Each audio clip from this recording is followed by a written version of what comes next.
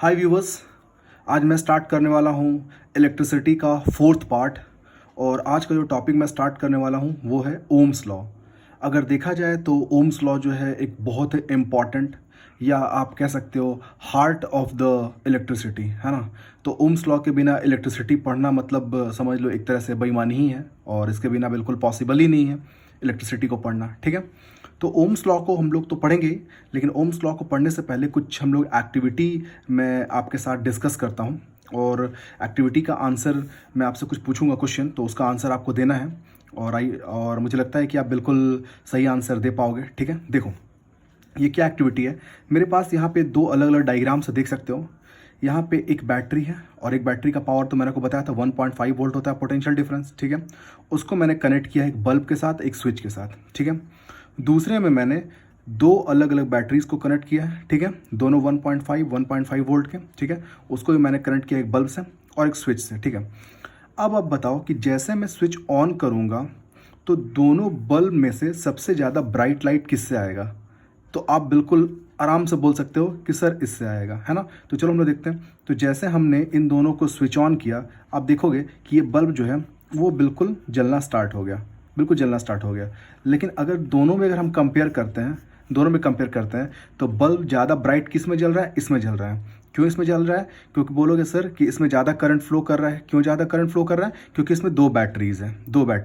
तो दो बैटरीज़ है, मतलब दोनों बैटरी का अगर हम 1.5 और 1.5 वोल्ट को मिला दें तो कितना हो जाएगा, 3 वोल्ट। तो इसका मतलब अगर वोल्टेज मतलब पोटेंशियल डिफरेंस ज़्यादा है तो करंट ज़्यादा फ्लो कर रहा है, और अगर करंट ज़्यादा फ्लो कर रहा है इसका मतलब बल्ब जो है वो बहुत तेज़ी से ग्लो कर रहा है।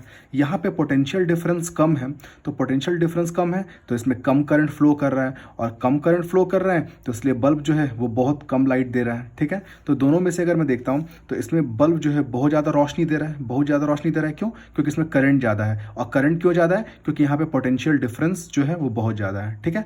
तो इसका मतलब पोटेंशियल डिफरेंस और करंट को अगर एक साथ में रिलेट करता हूँ तो अगर पोटेंशियल डिफरेंस ज़्यादा होगा तो करंट ज़्यादा होगा, और पोटेंशियल डिफरेंस कम होगा तो करंट कम होगा, है ना। तो इसका मतलब पोटेंशियल डिफरेंस पे कौन डिपेंड कर रहा है? करंट। ऐसा नहीं है कि करंट पे पोटेंशियल डिफरेंस जो है वो डिपेंड कर रहा है। आप ऐसा कभी हो सकता है, सोचो कि इसमें अगर बहुत ज़्यादा करंट जा रहा है तो कहीं ऊपर से कहीं भगवान जो है इसमें 2-3 बैटरी ला के लगा दे। ऐसा पॉसिबल है क्या? नहीं ना।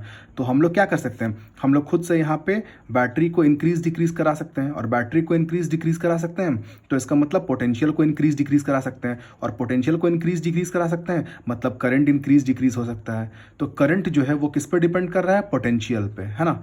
तो यही बिल्कुल ओम्स लॉ है। तो देखो अभी देखते हैं।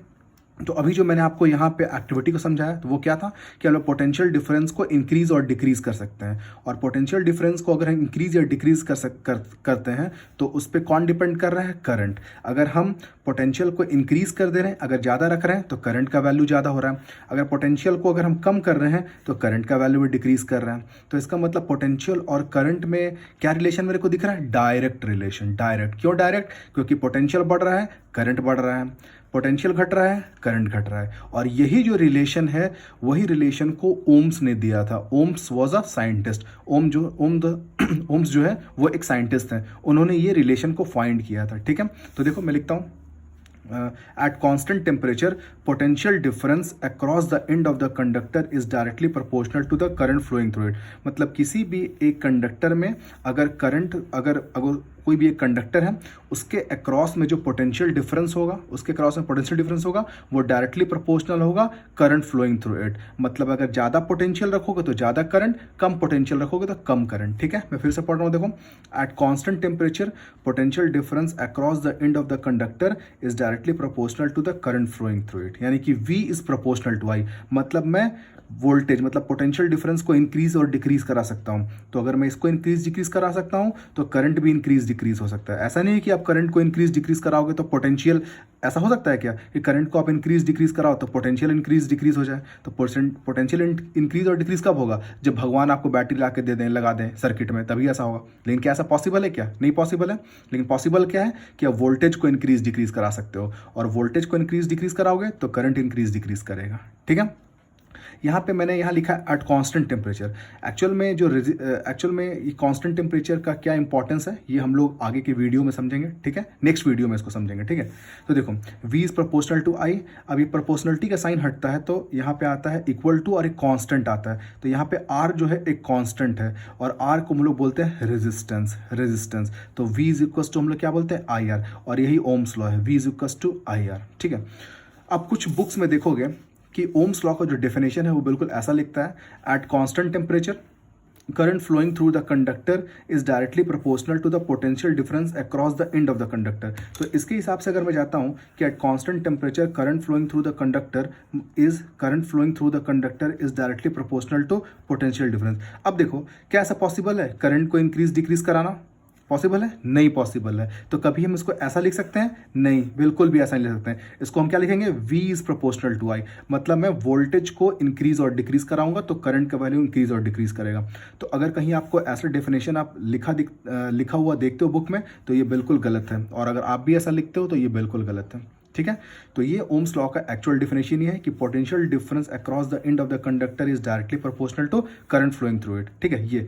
लेकिन इसको अगर ये डेफिनेशन तो करेक्ट है, इसके अलावा एक और डेफिनेशन होता है, वो भी आपको मैं बता देता हूँ, ठीक है। वो डेफिनेशन क्या है? बिल्कुल इसी से रिलेट करता है और कुछ भी नहीं। देखो कोई भी कंडक्टर में आपको मैंने बोला कि अगर पोटेंशियल डिफरेंस दोगे तो करंट फ्लो करेगा, तो होता है क्या second definition? The ratio of potential difference across the end of the conductor to the current flowing through it is constant. मतलब किसी भी एक कंडक्टर में जो पोटेंशियल डिफरेंस का ratio is to current flowing through it is constant. तो second definition क्या बोलता है कि अगर किसी भी कंडक्टर में v और अगर i का अगर आप रेशियो लेते हो तो ये वैल्यू आपको क्या मिलेगा? कांस्टेंट।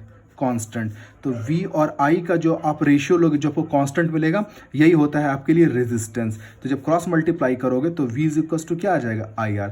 तो यहाँ से आप ये भी डेफिनेशन को बोल सकते हो कि at constant temperature the ratio of potential difference to the current flowing through the conductor is constant. ये भी एक डेफिनेशन है ओम्स लॉ का, लेकिन ये डेफिनेशन बिल्कुल भी गलत है, ठीक है। इसको आप बिल्कुल भी कभी नहीं लिखोगे, ठीक है। आप ये लिखो या अभी जो मैंने रेशियो वाला बताया वो लिखो आप, ठीक है।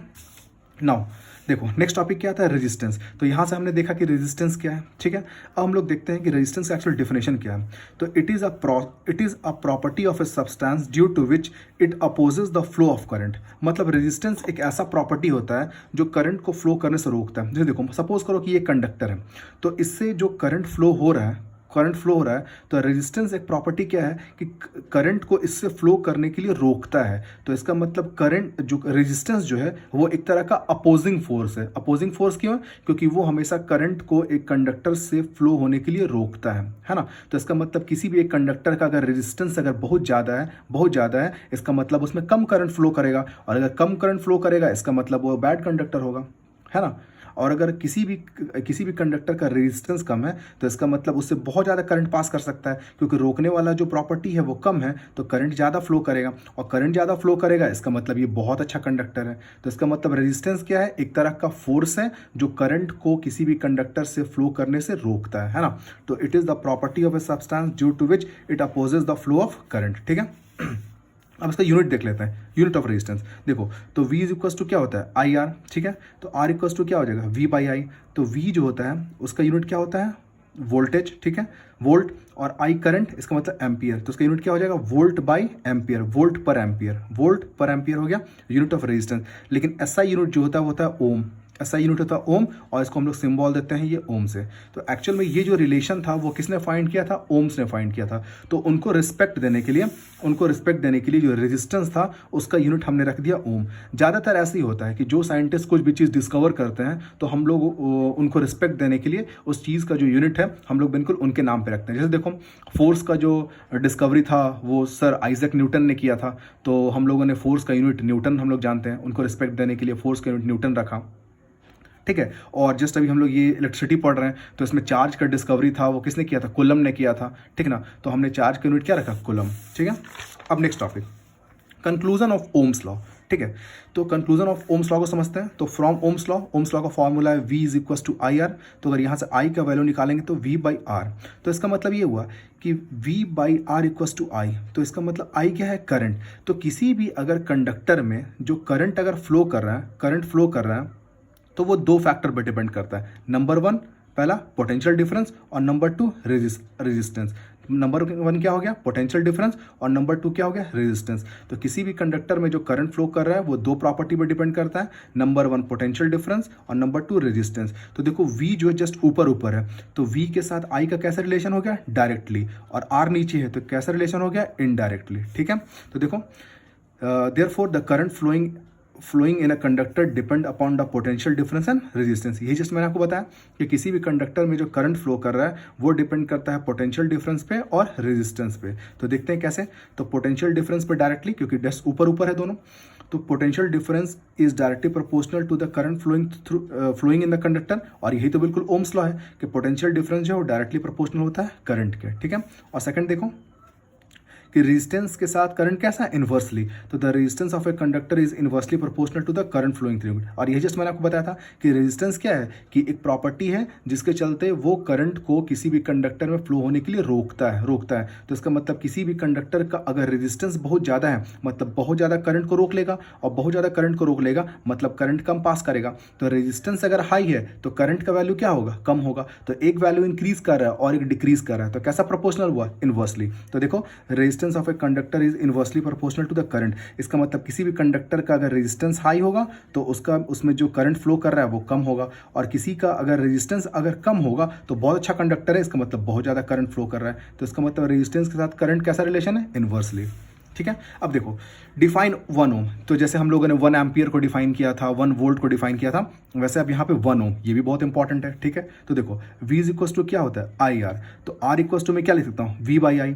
तो अगर आपको रेजिस्टेंस 1 ओम चाहिए होगा तो पोटेंशियल डिफरेंस 1 वोल्ट होना चाहिए और करंट कितना होना चाहिए, 1 एम्पियर। तो इसका मतलब ये हुआ कि किसी भी अगर एक कंडक्टर के अक्रॉस में अगर पोटेंशियल डिफरेंस अगर 1 वोल्ट का है, देखो 1 वोल्ट का अगर पोटेंशियल डिफरेंस अगर 1 वोल्ट का है और उससे करंट अगर 1 एम्पियर फ्लो कर रहा है, तो इसका मतलब आप रेजिस्टेंस क्या बोल सकते हो, 1 ओम। देखो if between a potential difference of 1 volt, मतलब पोटेंशियल डिफरेंस किसी भी कंडक्टर के अक्रॉस अगर पोटेंशियल 1 वोल्ट है, ठीक है, तो if between a potential difference of 1 volt 1 ampere of current flow then the resistance is said to be 1 ohm. मतलब किसी भी एक कंडक्टर के अक्रॉस में अगर पोटेंशियल डिफरेंस अगर 1 वोल्ट का है और उससे अगर 1 एम्पियर का करंट फ्लो हो रहा है तो रेजिस्टेंस कितना हो जाएगा, 1 ओम। ठीक है, तो ये था कंक्लूजन ऑफ ओम्स लॉ और डिफाइन ओम। ठीक है, अब हम लोग देखते हैं आगे का पार्ट, VI ग्राफ।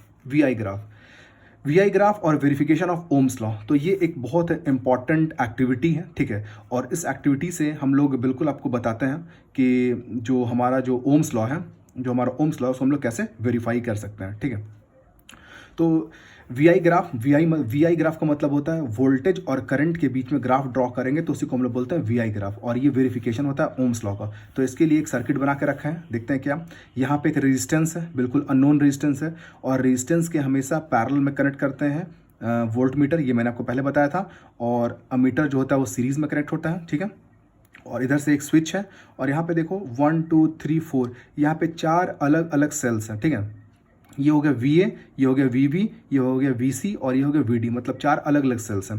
और यहाँ पे जो ये है इसको हम लोग बोलते हैं पॉइंटर, ये हो गया पॉइंटर। तो पॉइंटर है मतलब इसको मैं यहाँ से भी कनेक्ट कर सकता हूँ, यहाँ से भी, या फिर यहाँ से भी, कहीं से भी कनेक्ट कर सकता हूँ इसको। तो मतलब इसको जब मैं चाहूँ यहाँ से कनेक्ट कर सकता हूँ, यहाँ से कहीं से भी कनेक्ट कर सकता हूँ। ठीक है, तो ये मेरे पास एक सर्किट डायग्राम है। अब हम लोग क्या करते हैं, देखो सबसे पहले ये जैसा अरेंजमेंट दिया हुआ है हम बिल्कुल सारे जितने भी डिवाइसेस है बिल्कुल सबको अरेंज करते हैं। ठीक है, तो देखो मैंने लिखा voltmeter, ammeter, resistance, switch and potential difference VA, VB, VC और VD are connected according to the above circuit. इस सर्किट के अकॉर्डिंगली हम लोग जो डिवाइसेस है उसको बिल्कुल ऐसे कनेक्ट करके रखें हैं। ठीक है, नाउ अब यहाँ से देखते हैं हम लोग जो स्टार्ट हो रहा है important point, when pointer is connected to VA। अब ये जो पॉइंटर है अगर मैं इसको कनेक्ट कर रहा हूँ सिर्फ VA यहाँ से, तो अगर मैं यहाँ से कनेक्ट कर रहा हूँ तो अब देखोगे करंट जो है वो पॉजिटिव टर्मिनल से आएगा और ये वायर से होते हुए बिल्कुल इधर से फ्लो करना स्टार्ट होगा। तो VB, VC और VD ये बिल्कुल सर्किट से आउट है। क्यों? क्योंकि करंट जो है वो सीधा पॉजिटिव टर्मिनल से निकलेगा, बिल्कुल ऐसे जाते हुए बिल्कुल ऐसे करके फ्लो करेगा ये, है ना। तो इसका मतलब when pointer is connected to VA current flow only due to VA, है ना। तो अगर ये अगर पॉइंटर को मैं अगर यहाँ पे कनेक्ट करता हूँ तो सिर्फ VA मेरा सर्किट से कनेक्टेड है और करंट जो फ्लो कर रहा है वो ड्यू टू ओनली VA, है ना। And VB VC VD are out of circuit, और VB VC और VD जो है इस सर्किट से बिल्कुल आउट है, क्योंकि ये कनेक्शन तो है ही नहीं, क्योंकि जो कनेक्शन आप देखो पॉजिटिव टर्मिनल का इस पार्ट से यहाँ तक है, ठीक है, out of circuit. Take the reading of voltmeter and ammeter, तो जब ये ऐसे कनेक्ट करते हो तो ये वोल्ट मीटर और अमीटर का आप रीडिंग लो कि इसमें कितना वैल्यू शो कर रहा है, आप इसका रीडिंग लो और उसको नोट करके रख लो, ठीक है। Next, when pointer is move to VB, अब हम लोग क्या कर रहे हैं कि ये जो पॉइंटर है इसको यहाँ से निकाल करके अब इसको लेके आ रहे हैं यहाँ VB के पास में। तो जब VB को लेकर के आएंगे तो ये देखो VA और VB ये आपके सर्किट में पूरे एक साथ कनेक्ट हो गया, क्योंकि ये नेगेटिव टर्मिनल हो गया और ये पॉजिटिव टर्मिनल, तो यहाँ से करंट आ रहा है, बिल्कुल ऐसे जा रहा है, और VC और VD अभी सर्किट से बाहर है, ठीक है। तो when pointer is move to VB, अगर VB में मूव करते हैं तो current flow due to VA and VB, तो करंट जो है अभी इन दोनों बैटरीज की वजह से सिर्फ फ्लो कर रहा है, और ये दोनों अभी सर्किट से बाहर हो चुके हैं, है ना।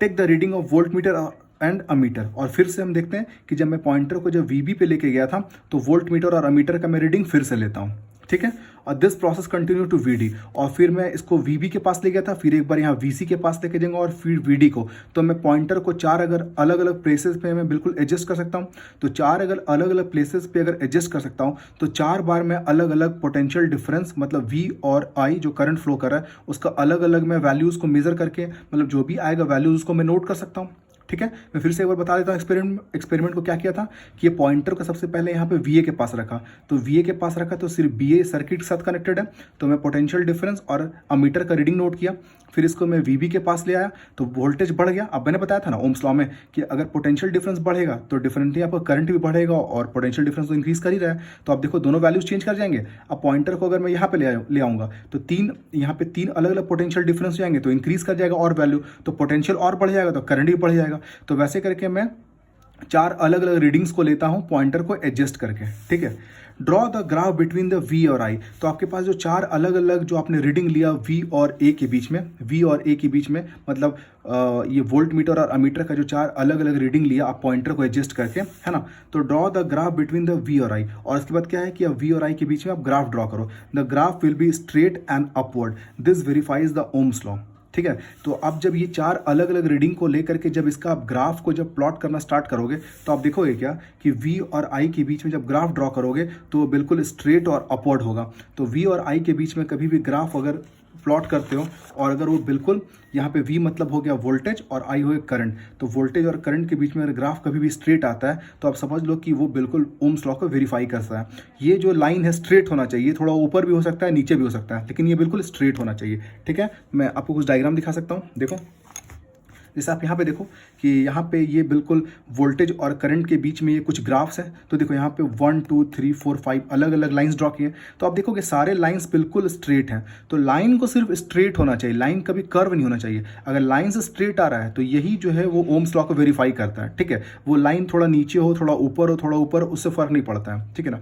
वो अगर ज़्यादा ऊपर या नीचे होगा तो वो वैल्यू जो है वो सिर्फ रेजिस्टेंस का वैल्यू इंक्रीज डिक्रीज करता है, ठीक है। वो आगे मैं डिस्कस करूंगा, लेकिन सबसे इंपॉर्टेंट चीज़ ये है कि लाइंस जो है वो सिर्फ स्ट्रेट होना चाहिए, वो बिल्कुल टेढ़े मेढ़े कर्व नहीं होने चाहिए। तो अगर V और I के बीच में अगर आपका लाइंस अगर स्ट्रेट है तो इसका मतलब वो ओम्स लॉ को वेरीफाई करता है, ठीक है।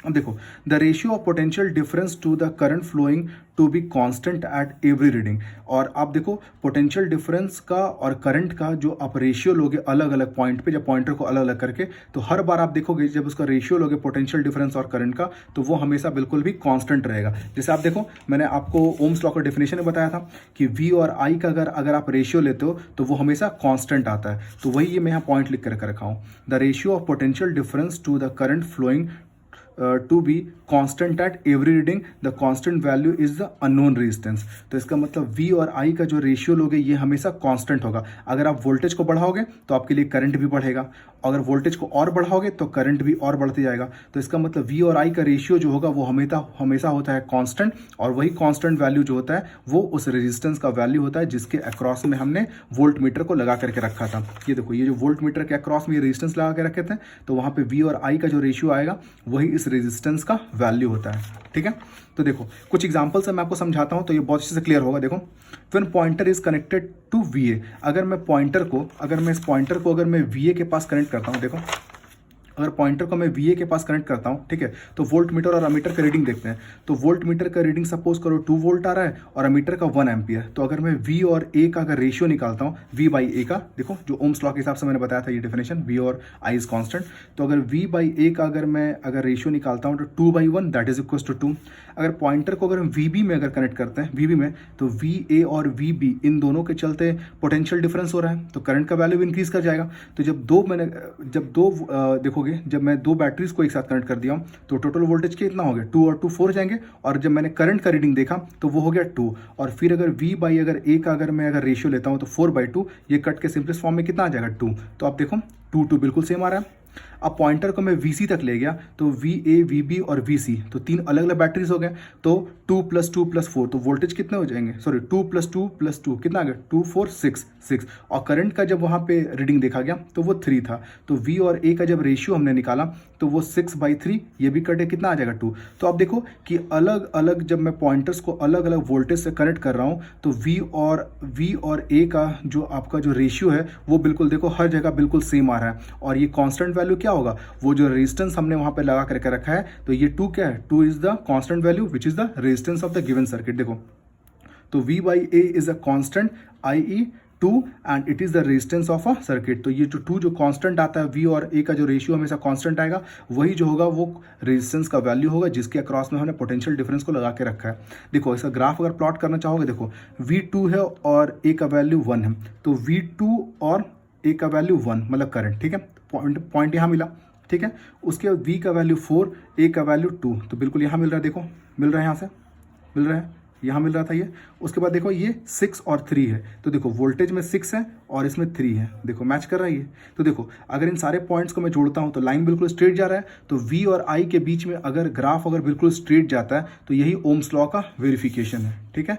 तो ये आज मैंने डिस्कस किया आपके साथ में ओम्स लॉ, उसके VI ग्राफ, उसका वेरिफिकेशन, ठीक है। आई होप ये जो सारा जो कंसेप्ट था आपको बहुत अच्छे से समझ में आ गया होगा। अगर आपको वीडियो अच्छा लगा तो प्लीज़ लाइक कीजिए, शेयर कीजिए और सब्सक्राइब कीजिए। Thank you.